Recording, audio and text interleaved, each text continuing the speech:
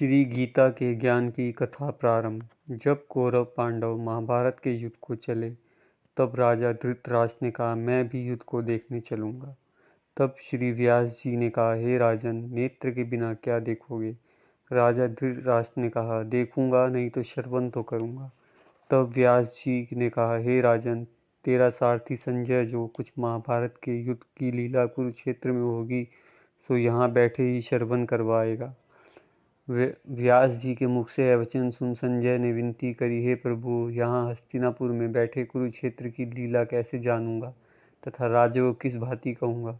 तब व्यास जी ने संजय को यह वचन कहा, हे संजय, मेरी कृपा से तुझे यहाँ ही सब दिखाई देगा।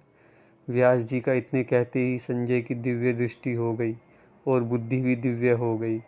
अब आगे महाभारत का कौतुक कहते हैं, सो सुनो। 7 अश्वहिणी सेना पांडवों की और 11 अश्वहिणी सेना कौरवों की, यह दोनों सेनाएं कुरुक्षेत्र में जब एकत्र हुई तब धृतराष्ट्र ने पूछा,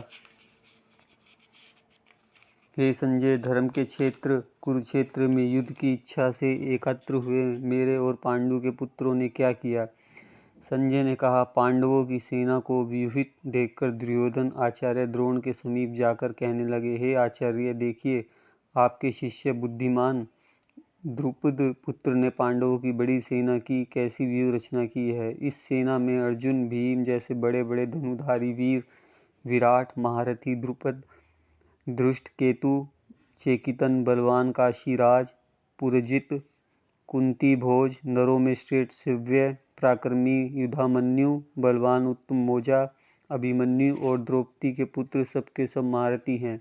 हे ब्राह्मण श्रेष्ठ, आपके सम्मानार्थ अब मैं अपनी सेना के प्रधान सेनापतियों के नाम बताता हूँ। आप भीष्म, कर्ण, युद्ध, विजयी, कृपाचार्य, अश्वत्थामा, विकर्ण, सोमदत्त का पुत्र भूरि श्रवा और बहुत से शूरवीर मेरे लिए प्राण तक देने के लिए तैयार हैं। ये लोग शास्त्र चलाने में अति निपुण हैं। हमारी सेना को जिसके भीष्म रक्षक हैं अपरिमित बल है और उनकी सेना जिसके भीम रक्षक हैं थोड़ा बल है। आप अपने अपने मोर्चों पर सावधान रहकर सेनापति की रक्षा कीजिए। भीष्म पितामह ने दुर्योधन को प्रसन्न करते हुए और ऊंचे स्वर से गरजते हुए शंख बजाया। फिर वहां चारों ओर शंख, नगाड़े, ढोल, गोमुख आदि बाजे बजने लगे, जिनका बड़ा भयंकर शब्द हुआ, जिसके अंतर श्री कृष्ण और पांडव अर्जुन ने दिव्य शंखों को बजाया। श्री कृष्ण ने 5 जन्य और अर्जुन ने भी देवदत्त नामक शंख को और भीषण कर्म करने वाले भीम ने पौंड्राक नामक बड़े शंख को बजाया। कुंती पुत्र राजा युधिष्ठिर ने अनंत विजय, नकुल ने सुघोष और सहदेव ने मणि पुष्पक और धनुधर, काशीराज, शिखंडी, दुष्टदुमन, विराट, अपराजित, सात्विकी, राजा द्रुपद और द्रौपदी के 5 पुत्र और महाबहु अभिमन्यु, इन सब वीरों ने अपने अपने शंखों को बजाया। उन शंखों के भारी शब्द से आकाश और पृथ्वी गूंज उठे और धृतराष्ट्र के पुत्रों के हृदय कांप उठे। हे राजन, अर्जुन ने कौरवों को युद्ध के लिए प्रस्तुत देखकर धनुष उठाकर श्री कृष्ण से कहा कि हे अच्युत, मेरा रथ दोनों सेनाओं के बीच में खड़ा कीजिए, जिससे मैं युद्ध करने वालों को देख लूं कि इस रणभूमि में मुझे किन किन के साथ युद्ध करना चाहिए। दुर्बुद्धि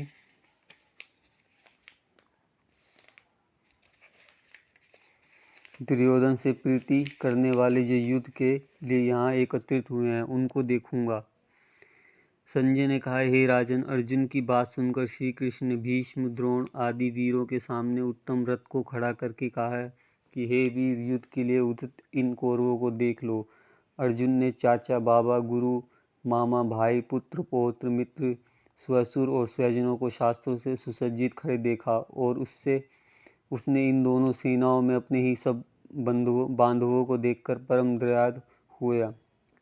हे कृष्ण, युद्ध की इच्छा से आए हुए इन अपने बंधुओं को देख मेरे अंग ढीले होते जाते हैं और मुख सूखा जा रहा है। मेरे शरीर बेकल होता है, गांडीव हाथ से गिर जाता है।